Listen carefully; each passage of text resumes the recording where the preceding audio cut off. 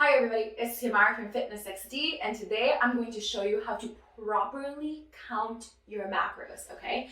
So macros are great because you can look at your composition of your food throughout the day, your protein, carbs, and fat, track them so that you can help achieve your goals, okay? Especially if you have body composition goals, if you're trying to tone up, build muscle, you want to count your macros, okay? Now, the thing about macros is that a lot of people count them incorrectly, all right?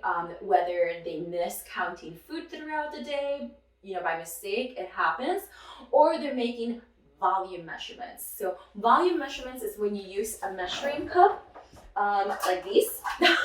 When you use something like this to measure your food, rather than a weight scale. The problem with doing things with volume measurements is that these are not standardized. Every manufacturer has their own little size. I'm sure that you've noticed if you have multiple of these in your kitchen, that if you use one versus another, you get slightly different amounts of food. Or when you fill these up, none of the nutrition labels tell you, how they filled up a cup, a half a cup, a tablespoon, okay? But they do all tell you the weight of the food, all right? So the weight of the food, if you're using a scale, doesn't change. So the scale is going to be the best way for you to know how much food you're actually consuming. I think one of the best examples of this is peanut butter. If you see people take 2 tablespoons of peanut butter with a tablespoon measurement, rather than weighing it out, you're actually consuming most of the time 2 to 3 times the amount of peanut butter when you use a volume measurement rather than when you weigh it out.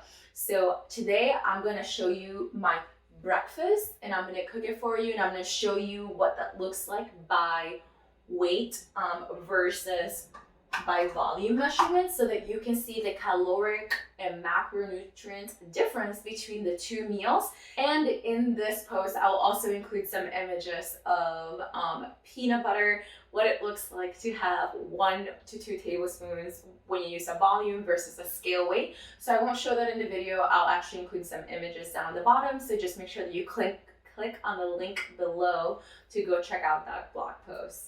All right, so let's go ahead and get started. All right, so let's go ahead and get started. The left bowl is going to be the one with the measuring cups, and the one on the right is going to be purely with scale measurements. So I'm just going to make sure that these 2 bowls weigh about the same, so that I can, all right, 1 gram difference. Perfect. So let's go ahead and get started with eggs. So when you look at the nutrition for eggs, you can look at the label and it just says 1 egg is 70 calories. The problem with eggs is that they're all different sizes, okay? So I'm gonna zero out this scale. And this says that 1 egg is 50 grams. Now I'm gonna crack this open.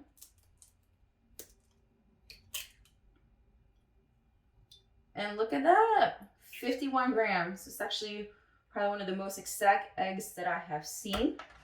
Now I'm gonna take another egg and I'm just gonna crack it here, right? So I'm not worried for this one with volume measurements.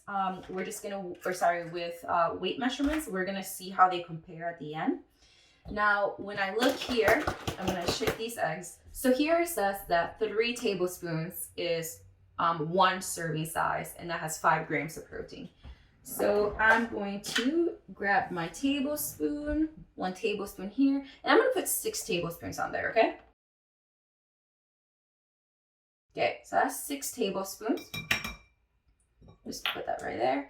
Now, if I'm gonna zero this out, and if I know that I want 6 tablespoons, that's 46 times 2. So that's going to give us 92 grams.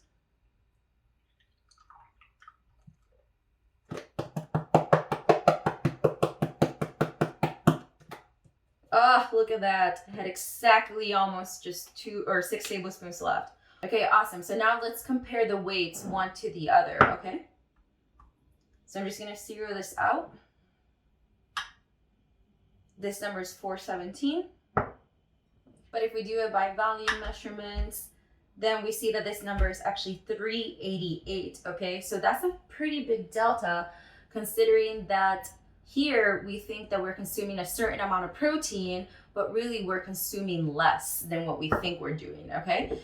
So let's set this aside for now. And now let's take a look at your bread with some avocado on it, okay?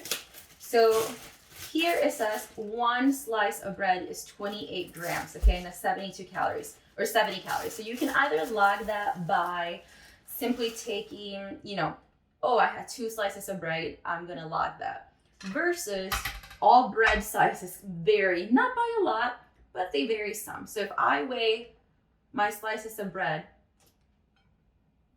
this one is actually 32 grams, and this one is 27 grams. So this piece of bread is a little bit less than what the nutrition label says, and this one's a little bit more. Now, some of you might think, oh my gosh, that's a nuance. It's just a slice of bread. That doesn't matter. You know, at the end of the day, you can agree, you can say that, but if you're trying to truly count macros and calories correctly, every little bit makes a difference. So you should weigh your bread and put in the weight accordingly, okay? The more accurate you want to be to make sure that you truly are in a caloric deficit, the more that you want to measure these, okay? And everything else. So now let's take a look at adding some guacamole. So I had to go dig up the nutritional label for this, but it says that 2 tablespoons equals 30 grams, okay? So let's say that I want to put 1 tablespoon per slice of bread.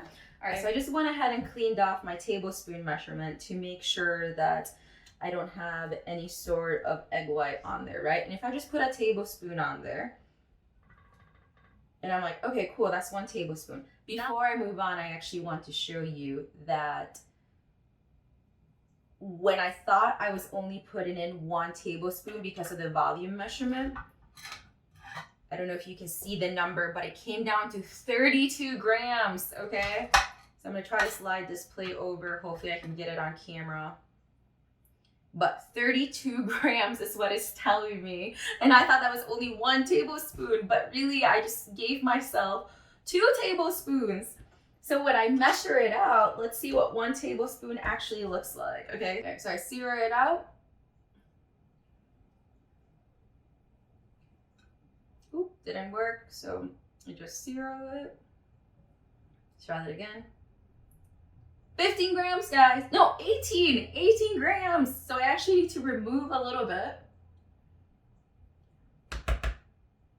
Oh my gosh, that is what 1 tablespoon looks like. Okay, so when I did it with this, with my volume, I'm like, oh, that's what fits there, okay? So you have this giant chunk of avocado here. Look at the difference. So if I would have grabbed 1 scoop, put it here, 1 scoop, put it there, that's actually 120 calories. If I only meant to have 60 calories because that's what I planned out for the